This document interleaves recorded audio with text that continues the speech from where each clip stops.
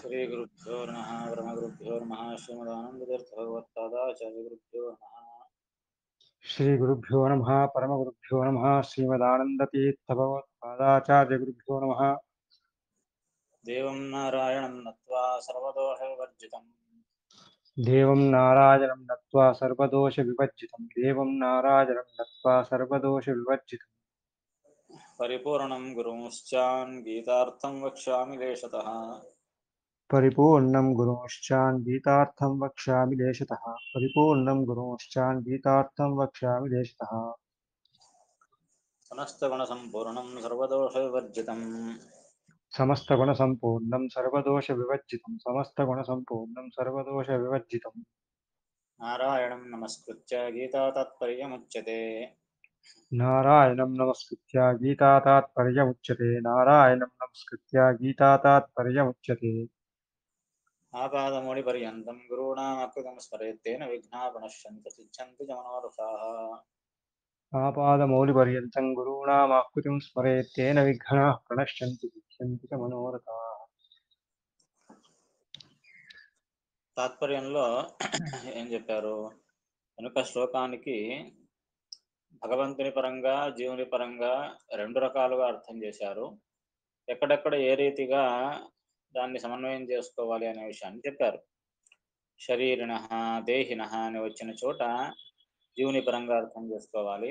అప్రమేయ అవినాశి అని వచ్చిన చోట ప్రధానంగా భగవంతుని పరంగా అర్థం చేయాలి అనే విషయాన్ని చెప్పారు. అతడే స్వతంత్రుడు కనుక అతని ప్రీతి కొరకే ఈ సమస్త పుణ్యకార్యాలు చేయాలి గనుక అర్జున నీ ధర్మము క్షత్రియ ధర్మము యుద్ధం చేయాలి గనుక ఈ యుద్ధమే భగవంతుని పూజా రూపమవుతుంది గనుక ఈ యుద్ధాన్ని చేయమని అతనికి ఆదేశించాడు కృష్ణుడు. దీని తర్వాత ఎవరైతే ఈ జీవుడు స్వతంత్రంగా సంహరిస్తాడు లేదా అతనికి స్వరూపంలో నాశం ఉన్నది అని ఎవరైతే తెలుసుకుంటారో వారిద్దరూ కూడా మూర్ఖులే అనే విషయాన్ని చెప్పారు ఇంతకు మునుపు. దాని తర్వాత కింతు యస్మాదయమేవ పరమేశ్వరః किन्तु यस्मादयमेव परमेश्वरः किन्तु यस्मादयमेव परमेश्वरः శరీర వియోగరూపేణాపి शरीरवियोगरूपेणापि న మ్రియతే न म्रियते न म्रियते తత్సంయోగరూపేణాపి तत्संयोगरूपेणापि న జాయతే न जायते न जायते జీవవత్ కదాపి जीववत् कदापि అతః స ఏవ స్వతంత్రత్వాత్ अतः स एव स्वतन्त्रत्वात् సర్వస్య హంతా. सर्वस्य हन्ता ఇదంతా ఒక వాక్యం. కింటూ కానీ భగవంతుని పరంగా అర్థం చూసుకున్నప్పుడు ఏమని అర్థమవుతుంది? అతనికి అవినాశి నిత్య అనే విశేషణాన్ని ఇచ్చారు భగవంతునికి. యస్మాత్ అయమేవ పరమేశ్వర, యస్మాత్ ఏ కారణం చేతనైతే అయమేవ పరమేశ్వర ఈ పరమేశ్వరుడే ఈ భగవంతుడే శరీర వియోగ రూపేణాపి నమ్రియతే. ఒకటి శ్లోకంలో నజాయతే నమ్రియతే వా కదాచిన్నాయం భూత్వా భవితా వా నభూయ అని వచ్చింది గీతా శ్లోకంలో. నజాయతే నమ్రియతే అని చెప్పారు. దానికి జీవుని పరంగా ఈశ్వరుని పరంగా రెండు రీతిలో అర్థం చెప్పారు. కానీ ఈ జీవునికి నజాయతే నమ్రియతే పుట్టడు చావడు నిజమే. ఎలాగా? స్వరూపంలో జీవ స్వరూపానికి పుట్టుక చావు లేదు. కానీ దేహ రూపంలో దైహికంగా ఇతడు మరణిస్తాడు, దైహికంగా పుడతాడు. కానీ కింటూ యస్మాత్ ఏ కారణం చేతనైతే అయమేవ పరమేశ్వర ఈ పరమేశ్వరుడే జీవునికి ఉన్నట్లుగా ఈ భగవంతునికి కూడా శరీర యోగ రూపేణాపి శరీర వియోగ రూపేణాపి నమ్రియతే. భగవంతుడు నమ్రియతే అంటే మరణించడు, మ్రియతే అంటే మరణిస్తాడు. న మ్రియతే మరణించడు. ఎలా మరణించడు? శరీర వియోగ రూపేణాపి. జీవుడు కూడా మరణించడు. భగవంతునికి జీవునికి భేదం ఏమిటి అంటే జీవుడు శరీర వియోగ రూపమైన మరణాన్ని పొందుతాడు. జీవునికి శరీర వియోగం సంభవిస్తుంది అంటే శరీరం నాశమవుతుంది, వియోగం అయిపోతుంది. కనుక జీవునికి శరీర వియోగ రూపమైన మరణమైనా ఉన్నది. కానీ భగవంతునికి ఈ శరీర వియోగ రూపమైన మరణము కూడా లేదు అని చెప్తూ ఉన్నారు. శరీర వియోగ రూపేణాపి, శరీర వియోగ రూపముతో కూడా న మ్రియతే మరణించడు. అంతేకాక తత్ సంయోగ రూపేణాపి న జాయతే. న జాయతే పుట్టడు. జీవుడు పుట్టడు, భగవంతుడు పుట్టడు. భేదం ఏమిటి అంటే శరీర యోగ రూపేణాపి. జీవునికి శరీర యోగ రూపం అనే పుట్టక ఉన్నది. శరీర యోగం అంటే శరీరం రావడం, శరీరం సంభవించడం, శరీరం యొక్క సంయోగం కలగడం, అదే పుట్టుక జీవునికి.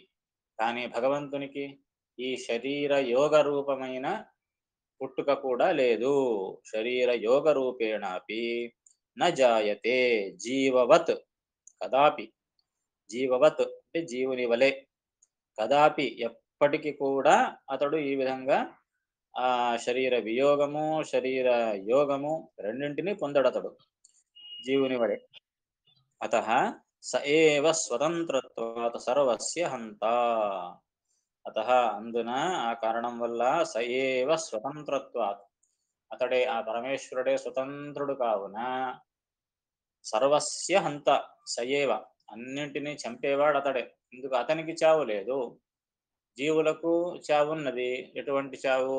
దేహ వియోగ రూపమైన మరణం ఉంది, దేహ సంయోగ రూపమైన పుట్టుక కూడా ఉంది. కానీ స్వతంత్రంగా పుడుతున్నాడా, స్వతంత్రంగా మరణిస్తూ ఉన్నాడా జీవుడు? లేదు. కనుక అవి రెండూ లేనటువంటి భగవంతుడే స్వతంత్రుడు. కనుక జీవులను స్వతంత్రంగా చంపేవాడు కూడా అతడే. భగవంతుడే స్వతంత్రముగా హంత అంటే చంపేవాడు అని అర్థం. జీవుడు స్వయంగా చచ్చేవాడు కాదు, స్వయంగా చంపేవాడు కాదు, ఏమీ కాదు, అస్వతంత్రుడు కనుక. దాన్నే ముందు చెప్తూ ఉన్నారు. జీవస్తు తేన శరీరే జీవస్తు తేన శరీరే జీవస్తు తేన శరీరే హన్యమానే హన్యమానే హన్యమానే స్వయం న హన్యతే ఇత్యేతావత్. స్వయం స్వయం న హన్యతే ఇత్యేతావత్ స్వయం న హన్యతే ఇత్యేతావత్. జీవస్తు జీవుడైతే తేన ఆ పరమాత్మ చేత శరీరే హన్యమానే అంటే ఈ శరీరము మరణిస్తున్నప్పటికీ స్వయం న హన్యతే స్వతంత్రుడుగా తానే ఇతడు చావడం లేదు, స్వతంత్రంగా చావడం లేదు. భగవంతుని చేత చంపబడుతూ ఉన్నాడు. ఈ శరీరంలో ఉండి ఆ శరీర వియోగ రూపమైనటువంటి మరణమును ఇతడు పొందుతూ ఉన్నాడు. ఇది భేదం. ఇత్యేతావత్ ఇది భేదము జీవునికి పరమాత్మునికి. జీవుడు అస్వతంత్రుడు, ఈశ్వరుడు స్వతంత్రుడు. జీవుడు దేహ వియోగ రూపమైన మరణాన్ని పొందుతూ ఉన్నాడు, భగవంతుడు అటువంటి మరణాన్ని కూడా పొందడం లేదు అనే భేదాన్ని తెలుసుకోవాలి అని అంటూ ఉన్నారు. అత ఏవం అవినాశిత్వాదేహే అత ఏవం అవినాశిత్వాదేహే అత ఏవం అవినాశిత్వాదేహే స్వాతంత్ర్యాత్ స్వాతంత్ర్యాత్ స్వాతంత్ర్యాత్ సర్వకర్తారం పరమాత్మానం సర్వకర్తారం పరమాత్మానం సర్వకర్తారం పరమాత్మానం యో వేద స కథం ఘాతయతి హంతి వా. యో వేద స కథం ఘాతయంతి హంతి వా యో వేద స కథం ఘాతయంతి హంతి వా. భగవంతుడు స్వతంత్రుడు, జీవునికి స్వాతంత్ర్యం లేదు. శరీర రూపంలో అతడు అవినాశి అయినప్పటికీ దేహముతో అతడు మరణిస్తూనే ఉంటాడు. అతః అందుకనే ఏవం అవినాశిత్వాదేహే స్వాతంత్ర్యాత్. వెనకటి శ్లోకంలో అవినాశి అనే పదము జీవునికి చెప్పారు, భగవంతుని పరంగా కూడా చెప్పారు. కానీ జీవునికి ఉండేటటువంటి అవినాశిత్వం ఎటువంటిది? అస్వతంత్ర రూపమైనది, స్వతంత్రంగా లేదు. తరువాత కేవలము స్వరూపంలో మాత్రమే అతడు అవినాశి, దేహ రూపంలో వినాశినే. కనుక ఏవం అవినాశిత్వాదేహే స్వాతంత్ర్యాత్, ఈ అవినాశిత్వాది గుణములకన్నిటికీ కూడా స్వాతంత్ర్యాత్, స్వతంత్రంగా ఎవరు? భగవంతుడే కర్త, భగవంతుడికే స్వాతంత్ర్యం ఉన్నది. ఈ అవినాశిత్వాది గుణములలో భగవంతునికి మాత్రమే స్వాతంత్ర్యం ఉన్నది అని ఈ రీతిగా సర్వకర్తారం పరమాత్మానం యో వేద, సర్వకర్తారం, సర్వకర్త అయిన అన్నింటినీ చేసేటటువంటి పరమాత్మానం, ఆ భగవంతుని యో వేద, యో అంటే యహ, ఎవడైతే, వేద అంటే తెలుసుకుంటాడో, ఈ రీతిగా భగవంతుడు స్వతంత్రుడు, సర్వకర్త అని ఎవరైతే తెలుసుకుంటారో, సహా అతడు కథం ఘాతయతి హంతివ, కథం ఏ రీతిగా, ఘాతయతి, ఘాతయతి అంటే చంపబడతాడు, హంతి చంపుతాడు, ఏ విధంగా అతడు చంపబడతాడు, ఎలా చంపుతాడు, రెండు సాధ్యం కాదు. ఎందుకు? భగవంతుడే అన్నింటినీ చేస్తాడు గనక నేను స్వతంత్రంగా చంపేవాడిని కాదు, చంపించేవాడిని కాదు. ఘాతయతి అంటే చంపించేవాడు, హంతి అంటే చంపేవాడు. నేను చంపించేవాడిని కాదు, చంపేవాడిని కాదు. ఎందుకు? నాకు స్వాతంత్ర్యమే లేదు ఈ విషయంలో. పరమాత్ముడే సర్వస్వతంత్రుడు, సర్వకర్త అయ్యాడు గనక ఈ విధంగా తెలుసుకున్నవాడు, భగవంతుని గురించి ఏ విధంగా తెలుసుకున్నవాడు ఎలా చంపగలడు, ఎలా చంపించగలడు అని శ్రీమదాచార్యులు వ్యాఖ్యానం చేస్తూ ఉన్నారనమాట. అర్థమైంది కదా? అలాగే ఇంతకుముందు వాసాంచ జీర్ణం యథా విహాయ అనే శ్లోకంలో ఏం చెప్పారు? ఈ శరీరాలన్నీ కూడా వస్త్రం వలె, పాతదైన వస్త్రాన్ని తీసేసి కొత్త వస్త్రం కట్టుకున్నట్లు అని చెప్పారు కదా. దాన్ని ఇక్కడ వివరిస్తూ ఉన్నారు తాత్పర్యంలో. వాససో జరావత్, వాససో జరావత్, వాససో జరావత్, స్వశరీర జరాదౌ, స్వశరీరజరాదౌ, స్వశరీరజరాదౌ, స్వాతంత్ర్య దర్శనాత్, అస్వాతంత్ర్యదర్శనాత్, అస్వాతంత్ర్యదర్శనాత్, సర్వత్ర అస్వాతంత్ర్యం, సర్వత్ర అస్వాతంత్ర్యం, సర్వత్ర అస్వాతంత్ర్యం, జ్ఞాతవ్యం జీవస్య. జ్ఞాతవ్యం జీవస్య, జ్ఞాతవ్యం జీవస్య. ఒక శ్లోకంలో వాససో జరావత్, వాససః, వాసం అంటే వస్త్రం, బట్ట, వాససో జరావత్, ఆ బట్ట జర అంటే అది జీర్ణమయ్యే కొద్దీ నాశమైపోయి దాన్ని విడిచివేస్తారు. బట్టకు ఏమైనా స్వాతంత్ర్యం ఉన్నదా? ఇప్పుడు నేను పాతది కాకూడదు అంటే పాతది కాకుండా పోతుందా? అది దానికి స్వాతంత్ర్యం లేదు. అలాగే వాససః అంటే బట్టకు, జరావత్ జీర్ణమయ్యే అవస్థ వలె, స్వశరీరాదౌ తన శరీరము ఉన్నగు వాటికి అస్వాతంత్ర్య దర్శనాత్, జీవునికి తన శరీరము, ఈ శరీరం ముసలిదైపోతోంది, పాడుబడిపోతోంది అనే విషయంలో అస్వాతంత్ర్య దర్శనాత్, అస్వాతంత్ర్యం అనేది స్పష్టంగా కనిపిస్తూ ఉన్నది. కనుక ఇక్కడే అస్వాతంత్ర్యం అంటే అన్ని విషయాల్లో ఇదే అస్వాతంత్ర్యం ఉన్నది అని తెలుసుకోవాలి జీవుడు. సర్వత్ర అస్వాతంత్ర్యం జ్ఞాతవ్యం జీవస్య, సర్వత్ర అన్ని చోట్ల అన్ని విషయాలలో కూడా జీవస్య జీవునికి అస్వాతంత్ర్యం జ్ఞాతవ్యం, స్వాతంత్ర్యము అనే విషయాన్ని జ్ఞాతవ్యం తెలుసుకోవాలి.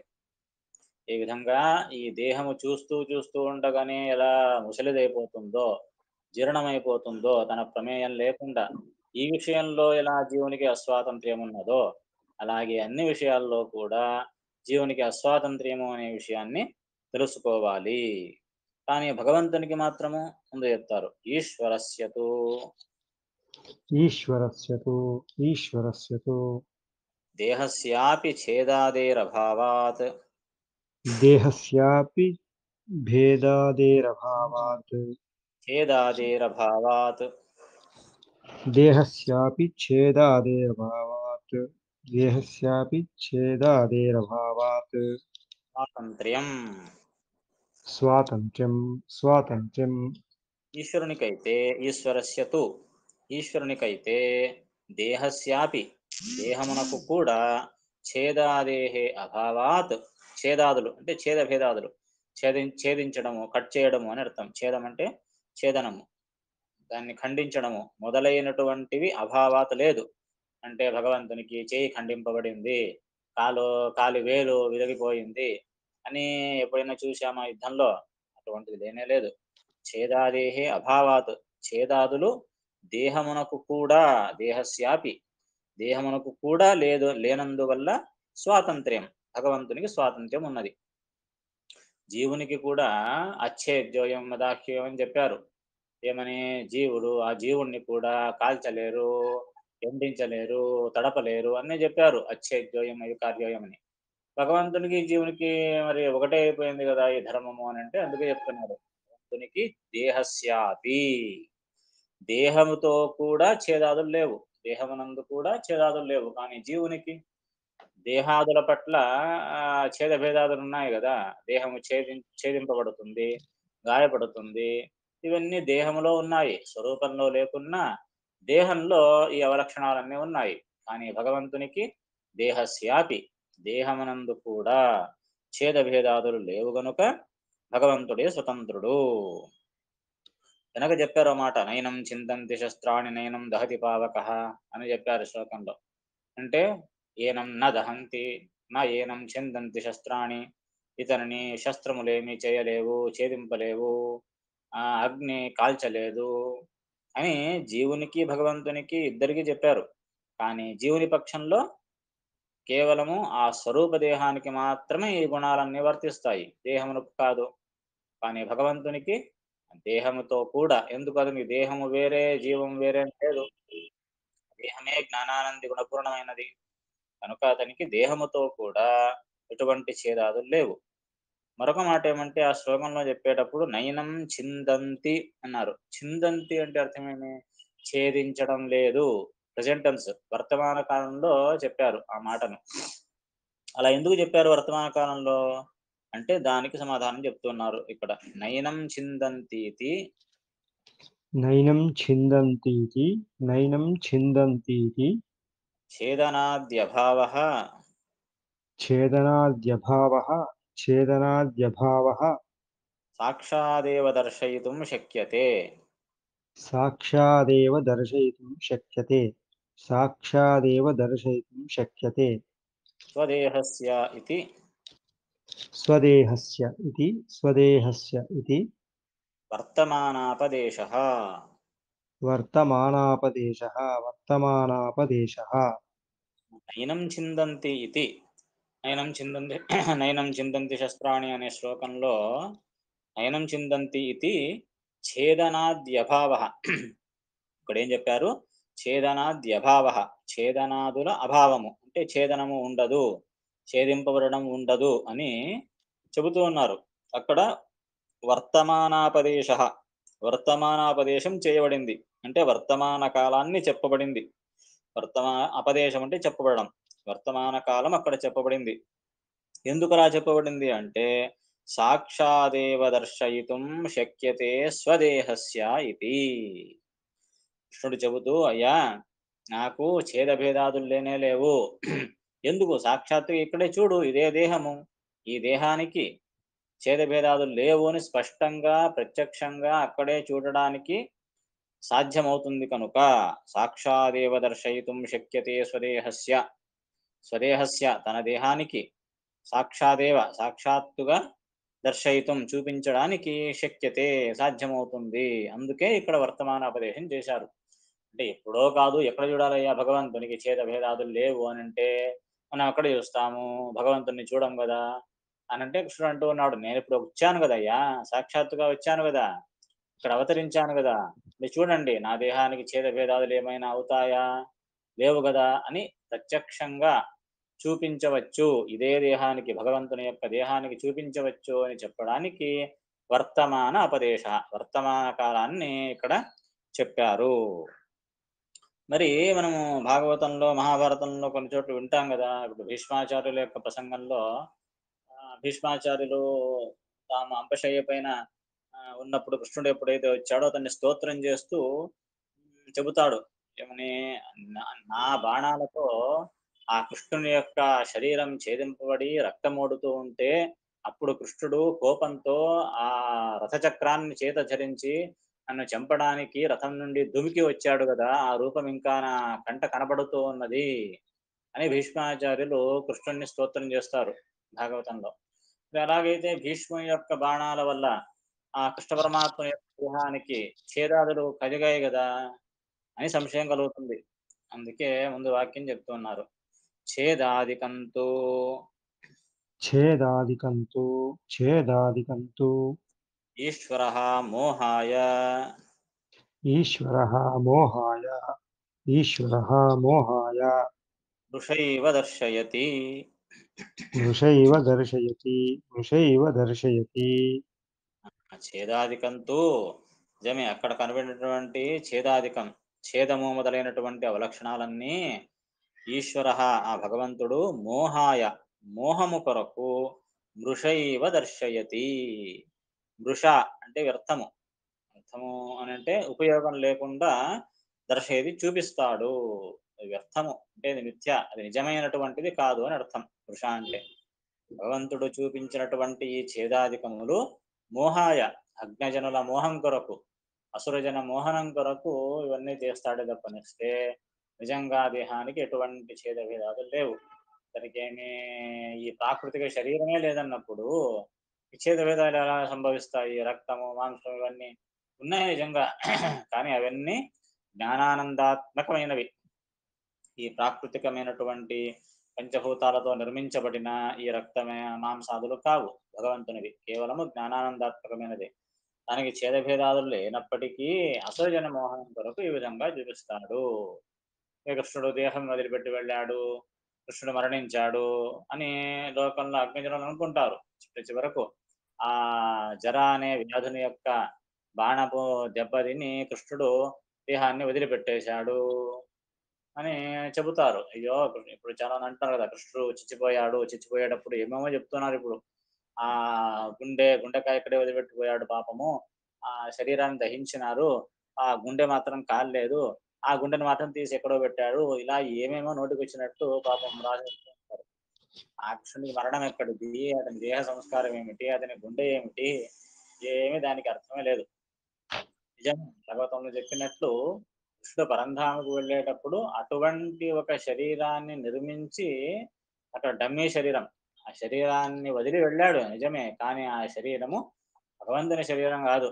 కేవలము తర్వాతి అక్కడ ఉండే వారికి ఏదో సంస్కారం చేశాము దేహానికి అని చెప్పడానికి మాత్రమే ఒక దేహాన్ని సృష్టించి అక్కడ వేసి తాను పరంధామకు వెళ్ళిపోతాడు తప్పనిస్తే అది ఈ జీవుల వలె దేహము వేరే జీవుడు వేరే అయిపోయి జీవుడు పైకి వెళ్ళి ఈ దేహం ఇక్కడే ఉంటుంది కదా, అటువంటి అవస్థ కాదు భగవంతునిది. ఆ చిదానందాత్మకమైన శరీరంతో వెళ్ళిపోయాడు, కేవలం అసృజన మోహనం కొరకు ఆ సంస్కారం చేయడానికి ఒక డమ్మీ శరీరాన్ని సృష్టించి అక్కడ వేసి వెళ్ళాడు. ఇదంతా అసృజన మోహనం కొరకే. అసురులందరూ తెలుసుకొని ఓ కృష్ణుడు కూడా మరణించాడు, అతనికి కూడా చావు ఉన్నది తెలుసుకొని మరింతగా నరకానికి వెళ్ళాలి, వాళ్ళ సాధన వాళ్ళు చేసుకోవాలి కనుక ఆ విధంగా చేయడం జరిగిందే తప్పనిస్తే భగవంతునికి నిజంగా ఎటువంటి ఛేదాదులు లేవు. మోహాయ మృషైవ దర్శయతి, ఆ మోహనం కొరకు ఆ వ్యర్థంగా అలా చూపాడు తప్పనిస్తే నిజమైనటువంటిది కాదు అనే విషయాన్ని ఇక్కడ స్పష్టంగా నిర్ణయిస్తూ ఉన్నారు.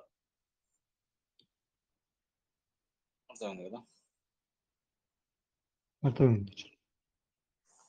దీంట్లో ఏమైనా సంశయాలు అంటే అడగచ్చు.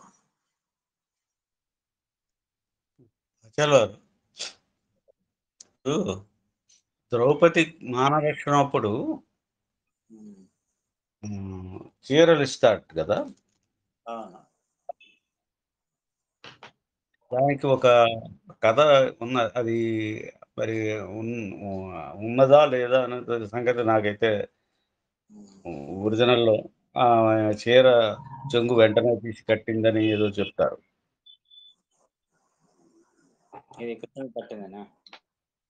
కృష్ణుడికి కట్టిందని, దానికి ఫలితంగా ఆయన సార్ అదే అదేం లేదు, అది డ్రామాటిక్ గా అది చెప్పింది అంతే. అంటే ఎంత చేస్తే అంతగా ఫలితం ఇచ్చాడు అనే విషయాన్ని చెప్పడానికి చెప్పా తప్పనిస్తే అలా చుట్టింది అని ఇక రాలేదు, భారతంలో రాలేదు ఆ విషయం. ఒరిజినల్ దాంట్లో లేదు. కాకపోతే ఆ విధంగా సృష్టించాడనమాట. అంటే ఇంత చేసినందుకు అంతగా చేశాడు అని విషయం. అంటే మనం ఎంత ఇస్తే భగవంతుడు అపారంగా మనకిస్తాడు అనే ఒక గుణాన్ని చెప్పడానికి దాన్ని చెప్పిందే తప్పనిస్తే అలా ఒరిజినల్‌గా అలా లేదు. ఒరిజినల్‌గా లేదు. సరే. అదే ఒరిజినల్‌గా ఉన్నది అంటే ద్రౌపది దేవికి ఆవిడకి తెలీదా అన్నది సంశయం వస్తుంది మళ్ళా ఇక్కడ. సరే. సరే. సరే.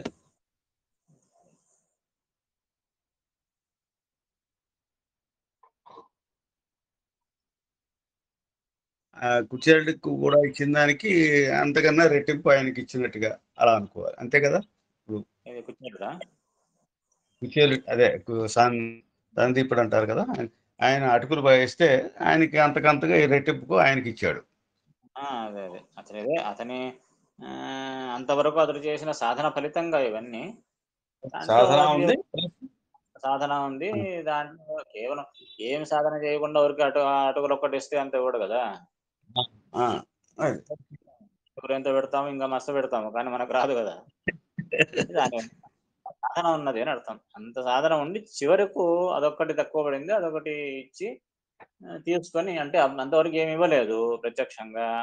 దాన్ని తీసుకొని దానికి ఫలితంగా అంతిచ్చాడు అని. అంతా వెనకటి సాధన ఫలితమే. అది ఒక నిమిత్తం అయిందంతే. ఇవ్వడం కూడా ఒక నిమిత్తమైంది. ఆ ఒక్క పిడికిలి అటుకుతోని అంత భక్తితో ఇచ్చాడు, అంత సమర్పణ భావంతో ఇచ్చాడు, అంత అనుసంధానంతో ఇచ్చాడు అదంతా నిజమే. దాని వెనుక అంతటి సాధన కూడా ఉన్నది. అజామిళ్ళు కూడా అలాగే వస్తాయి. ఇవన్నీ కూడా సాధన లేకుండా అప్పటికప్పుడు అనుకున్నవి ఏవి కావు ఇవేవి. కాదు. మనకు సాధన ఉండాల్సిందే. అది. అది పరిపక్వమైనప్పుడు మాత్రమే అది ఒక నిమిత్త కారణం అవుతుంది. అదే. అదే. ఈ రెగ్యులర్‌గా ఇటువంటి వాట్ల వలనే జ్ఞాన సాధన వల్లనే మనకి ఏమన్నా ఆ! అంతే. ఇప్పుడు లాస్ట్‌లో 6 కొట్టినందుకు ఇండియా గెలిచింది. కేవలం ఆ ఒక్క 6 తోనే గెలిచిందా ఇండియా? వెనక అన్ని పరుగులు అంతకుముందు మరి వాళ్ళు కొట్టారు. అంతవరకు వచ్చిందంటే మరి వాళ్ళు మిగతా వాళ్ళు కొట్టకుండా రాదు గదా! అది. ఆ 6తో వచ్చింది నిజమే. అది నిమిత్త కారణం అయింది. ఆ వెనకటి పరుగులు అది. లేకుండా 6తో కాదు గదా! అదే. అలా ఇది కూడా. సరే.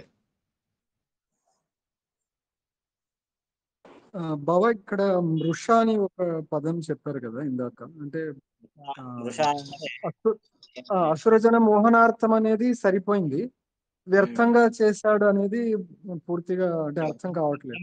అని అర్థంలో. వృష అదే అంటే మిథ్యా నిజంగా ఎడారిలో నీరు మిథ్యా. అంటారు. ఉన్నట్టుగా కనబడుతుంది. కానీ నీరు లేదు.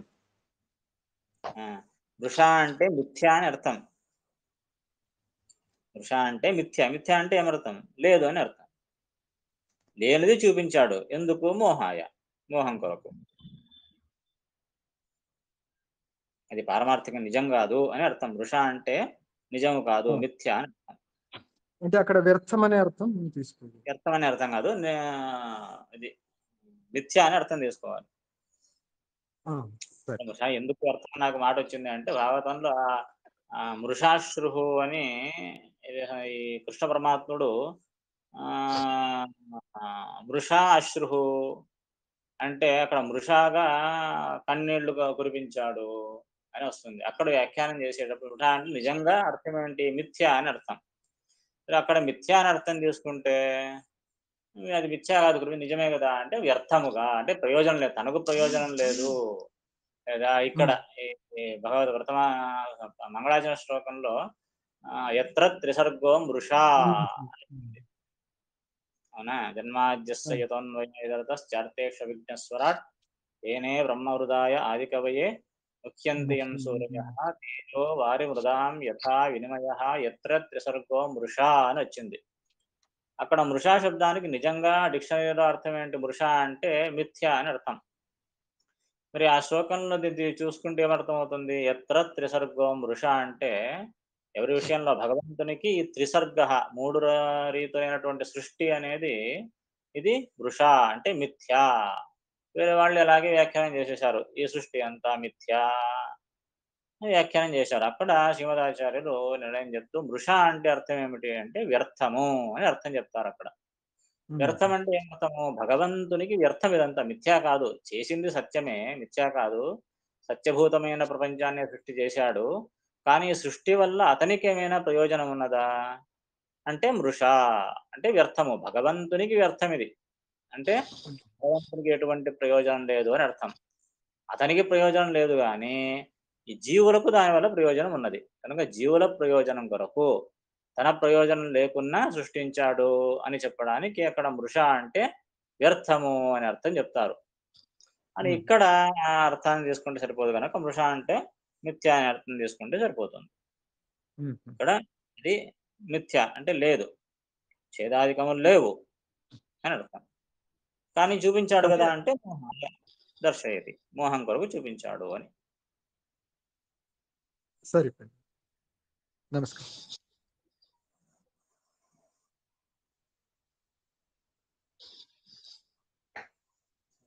రేపు ఏకాదశి కనుక మళ్ళీ ఎల్లుండికి వచ్చిందా.